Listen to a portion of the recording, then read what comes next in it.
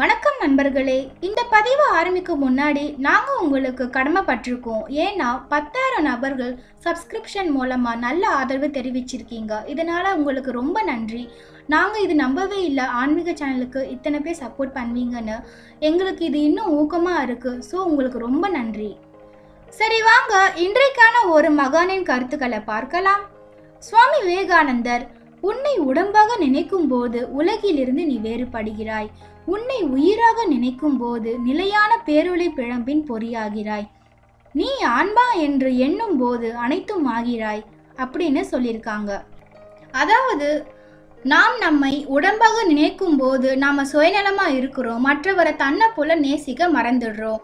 ஒருவேளை இறைவனோட அருளால் நாம ஆன்மீகத்துல பயணிக்கும் போது உயிராக நம்மை நாமே நினைத்து உணர்வோம். அப்போ நாம மட்டும் இல்லாம அனைத்து உயிரும் இறைவனோட அம்சங்கள்னு நம்ம உணர்வோம். இதற்கு அடுத்த நிலைக்கு செல்லும் போது நாம் ஆன்மான்னு உணர்வோம். இந்த நிலையில பரமாத்மா நமக்குள்ள இருப்பதை நம்ம உணர்வோம். இதனால் பரமாத்மா எங்கும் நிறைந்திருப்பது போலவே நாமும் இறைவனுடன் அனைத்திலும் நிறைந்திருப்பதை உணர்வோம்னு சொல்லியிருக்காங்க. விவேகானந்தரை போலவே நம் திருவள்ளுவரும் இந்த கருத்தை 2 அடியில் சொல்லியிருக்காங்க. அதாவது வெள்ளத்தனைய மலர் நீட்டம் மாந்தர்தம் உள்ளத்தனையது உயர்வு அப்படின்னு சொல்லியிருக்காங்க. இதற்கான பொருள், தண்ணீரின் அளவுதான் அதில் மலர்ந்துள்ள தாமரை தண்டின் அளவும் இருக்கும். அதுபோல மனிதரின் வாழ்க்கையின் உயர்வு அவர் கொண்டுள்ள ஊக்கத்தின் அளவே இருக்கும்னு சொல்லியிருக்காங்க. இதற்கு நிறைய அறிஞர்கள் பல பொருள் சொல்லியிருக்காங்க. அதில் கலைஞரின் உரை சுலபமாக புரியும்படி இருக்கு.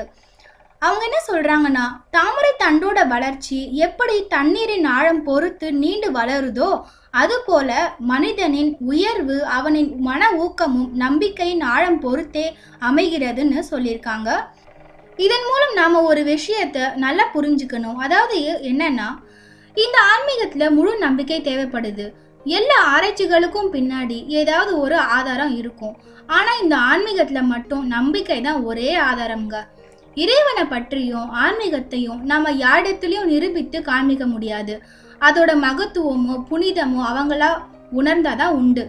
இதனால அவங்க கிட்ட நாம இறைவனுக்கும் நமக்கும் இருக்கிற ஒரு பிணைப்பை பற்றி சொல்லணும்னு அவசியமே இல்லை. கவலைப்படாம நாம இறைவனை நோக்கி போய்கொண்டே இருப்போம்.